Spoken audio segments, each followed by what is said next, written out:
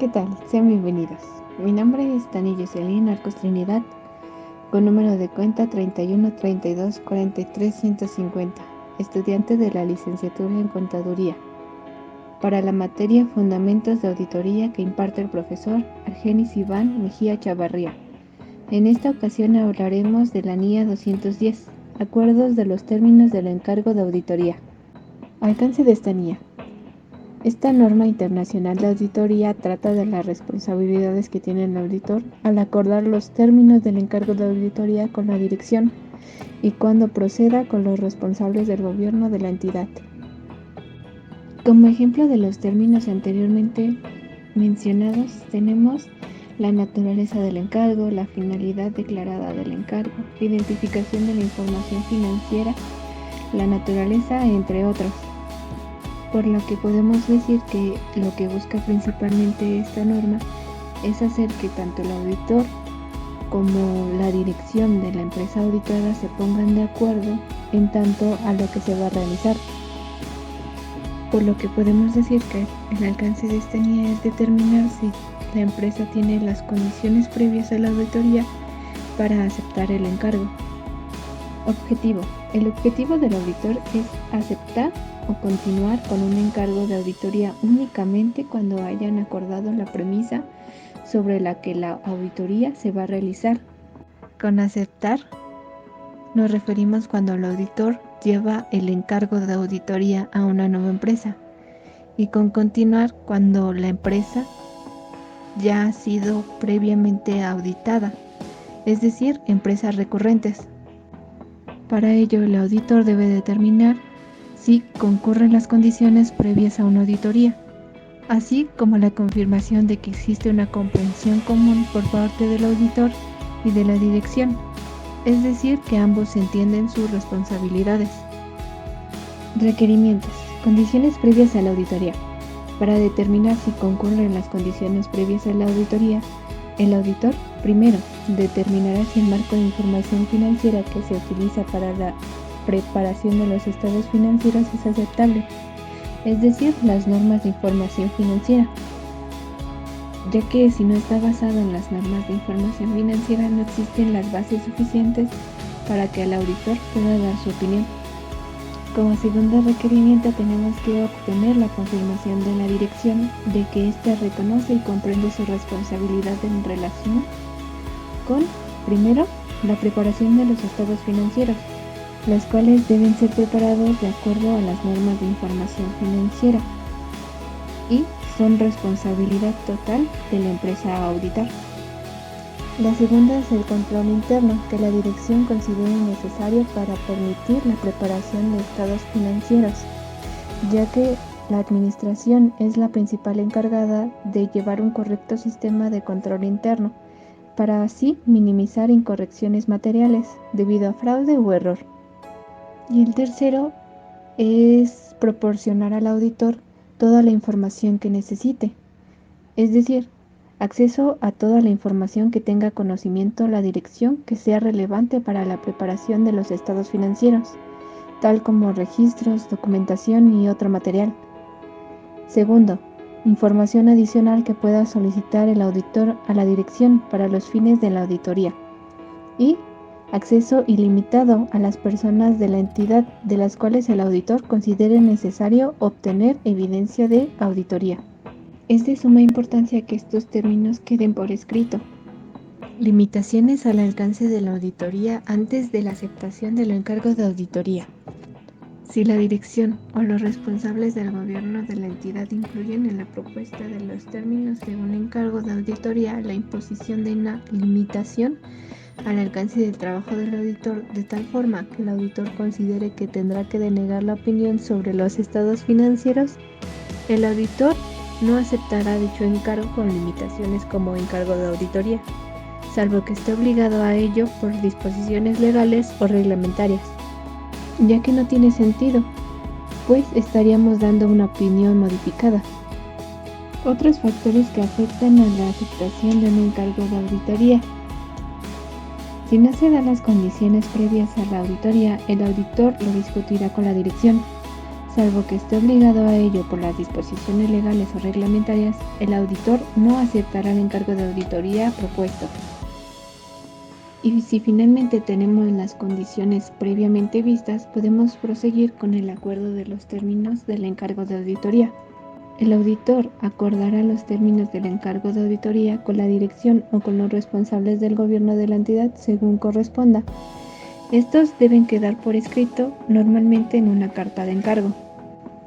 La carta de encargo debe incluir, primero, el objetivo y el alcance de la auditoría de los estados financieros, ya que el cliente debe saber qué es lo que debe esperar de la auditoría que se le va a realizar, así como el alcance que tiene el auditor, ya que él no se dedica a revisar al 100% las operaciones.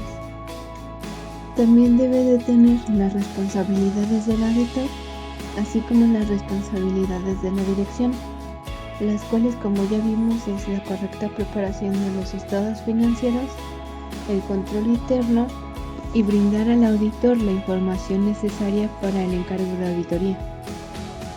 Otra característica de este escrito es la referencia a la estructura y contenido que se espera de cualquier informe emitido por el auditor, y también una declaración de que puede existir circunstancias en las que el contenido y la estructura del informe difieran de lo esperado.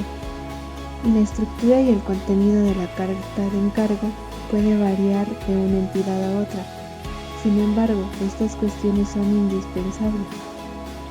Además de los aspectos requeridos, que son los anteriormente mencionados, en la carta del encargo se pueden incluir otros temas comunes, como por ejemplo la definición del alcance de la auditoría, incluyendo las disposiciones legales o reglamentarias, las normas de ética y otros pronunciamientos aplicables.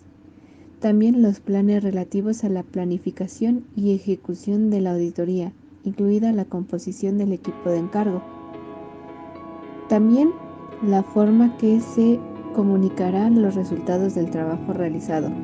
También es importante mencionar en este escrito el hecho de que, por las limitaciones inherentes a la auditoría y por las limitaciones inherentes al control interno, haya un riesgo inevitable de que pueda no detectarse alguna incorrección material, incluso aunque la auditoría se planifique y se ejecute adecuadamente de conformidad con la NIA, ya que, como sabemos, el auditor no checa al 100% todos los registros contables y siempre existe la posibilidad de que exista algún error en alguno de esos registros que no revisamos.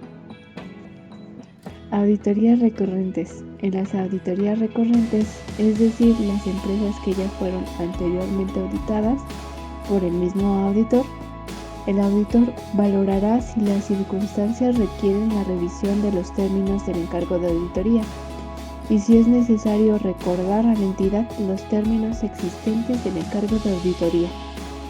El auditor puede decidir no remitir una nueva carta de encargo u otro acuerdo escrito para cada ejercicio.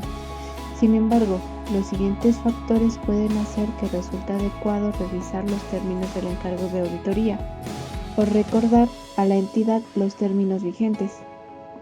Estos factores pueden ser cualquier indicio de que la entidad interpretó erróneamente el objetivo y el alcance de la auditoría, cualquier término o modificación del encargo de auditoría, un cambio reciente en la dirección de la empresa auditada, un cambio significativo en la propiedad, un cambio significativo en la naturaleza o dimensión de la actividad de la entidad, un cambio en los requerimientos legales o reglamentarios, un cambio en el marco de información financiera adoptado para la presentación de los estados financieros o un cambio en otros requerimientos de información. Aceptación de una modificación de los términos del encargo de auditoría. El auditor no aceptará una modificación de los términos del encargo de auditoría si no existe una justificación razonable para ello. En principio, el auditor no puede aceptar esas modificaciones a menos de que exista una razón fundamentada, como un cambio en la normatividad o algún malentendido que no quedó claramente escrito. Lo que no se puede aceptar es que la empresa quiera poner limitaciones al alcance del encargo de la auditoría. También puede suceder que antes de finalizar el encargo de auditoría se solicita al auditor que convierta el encargo de auditoría en un encargo que ofrezca un menor grado de seguridad. El auditor determinará si existe una justificación razonable para ello. Antes de aceptar convertir el encargo de auditoría en un encargo de revisión o servicios relacionados, el auditor que haya sido contratado para realizar la auditoría de conformidad con la NIA puede tener que considerar cualquier implicación legal o contractual del cambio. Si el auditor concluye que existe una justificación razonable para convertir el encargo de auditoría en un encargo de revisión o de servicios relacionados, el trabajo de auditoría realizado hasta el momento del cambio puede ser relevante para el encargo modificado. Sin embargo, el trabajo que deba realizarse y el informe que deba emitirse habrá de ser los adecuados para el encargo modificado.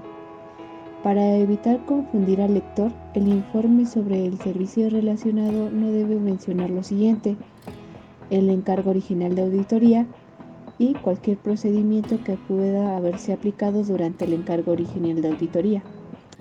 Si se cambian los términos del encargo de auditoría, el auditor y la dirección acordarán y harán constar los nuevos términos del encargo en una carta de encargo u otra forma adecuada de acuerdo escrito. Si el auditor no puede aceptar un cambio en los términos del encargo de auditoría y la dirección no le permite continuar con el encargo de auditoría original, el auditor procederá del siguiente modo: renunciará al encargo de auditoría si las disposiciones legales o reglamentos aplicables lo permiten y determinará si existe alguna obligación contractual o de otro tipo de informar de las circunstancias a las otras partes, tales como los responsables del gobierno de la entidad, los propietarios o las autoridades reguladoras. Consideraciones adicionales relacionadas con la aceptación del encargo. Normas de información financiera complementarias por las disposiciones legales o reglamentarias. Si existen disposiciones legales o reglamentarias que complementen las normas de información financiera establecidas por un organismo emisor de normas autorizadas o reconocido, el auditor determinará si hay algún conflicto entre las normas de información financiera y los requerimientos adicionales. Si existen conflictos de este tipo, el auditor discutirá con la dirección la naturaleza de los requerimientos adicionales y acordará así: primero, los requerimientos adicionales pueden cumplirse mediante revelaciones de información adicional en los estados financieros o la descripción del marco de información financiera aplicable realizando en los estados financieros puede modificar en consecuencia. Marco de información financiera prescrito por las disposiciones legales o reglamentarias. Otras cuestiones que afectan a la aceptación. Si el auditor determina que el marco de información financiera prescrito por las disposiciones legales o reglamentarias sería inaceptable si no estuviera previsto por dichas disposiciones, el auditor aceptará el encargo de auditoría solo si se dan las siguientes condiciones: que la dirección acepte revelar información adicional en los estados financieros que sea necesaria para evitar que estos induzcan error, y que los términos del encargo de auditoría se disponga que el informe de auditoría sobre los estados financieros incluya un párrafo de énfasis para llamar la atención de los usuarios sobre la revelación de información adicional, de conformidad con la NIA 706, que salvo las disposiciones legales o reglamentarias requeridas, que en la opinión del auditor sobre los estados financieros se emplee la frase expresa la imagen razonable o prestan razonablemente en todos los aspectos materiales, de conformidad con el marco de información financiero aplicable. La opinión del auditor sobre los estados financieros no incluya dicha frase.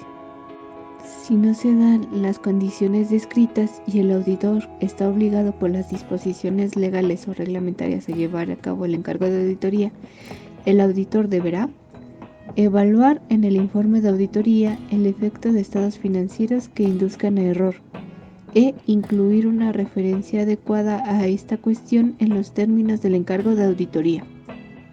Informe de auditoría prescrito por las disposiciones legales o reglamentarias. En algunos casos, las disposiciones legales o reglamentarias de la jurisdicción correspondiente establecen el formato o la redacción del informe de auditoría en términos que difieren de manera significativa de los requeridos por la NIE.